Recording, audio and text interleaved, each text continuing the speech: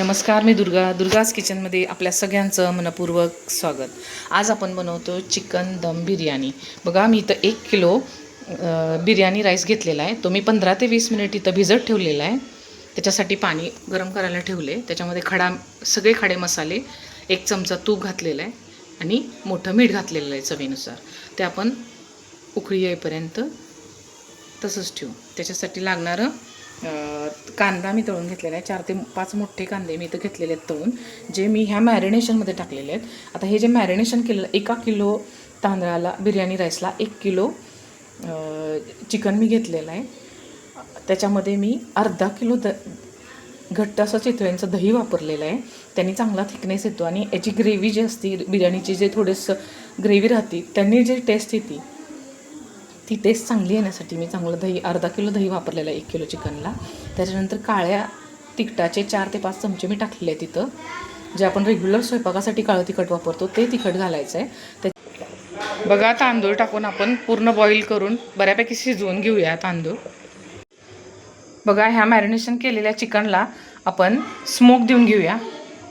याच्यावर मी तूप सोडणार आहे थोडं आणि लगेच डिश झाकून घेऊ. 5 मिनिट ठेवून घ्या. बघा, स्मोक दिलेलं चिकन आपण चांगल्यापैकी शिजवून घेतलेलं आहे वाफ काढून.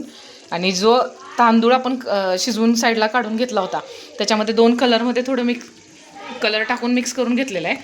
तुम्ही स्किप केलं तरी चालेल, असं केलं तरी अजून बिर्याणीचा कलर छान दिसायला मदत होती.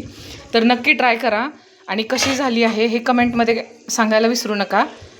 लाईक आणि सबस्क्राईब करायला विसरू नका. थँक्यू. बघा, भात आपला बऱ्यापैकी एका कणीवर शिजल्यानंतर आपण थोडासा गार व्हायला परातीमध्ये किंवा एका बुट्टीमध्ये वगैरे काढून घेऊया.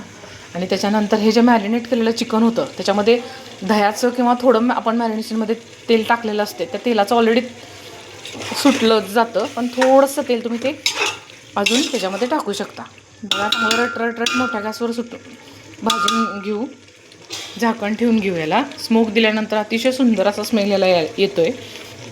बघा, मी झाकून मिक्स केल्यानंतर चिकन शिजून घेतल्यानंतर जो शिजलेला पांढरा भात आहे तो आपण वरून व्यवस्थित टाकून घ्यायचा. सगळा तांदूळ टाकून घेतल्यानंतर जो तळून घेतलेला कांदा होता तो लास्टला थोडा मी शिल्लक ठेवला होता मॅरिनेशनमध्ये टाकायचा, तो वरती टाकून घ्यायचा आहे.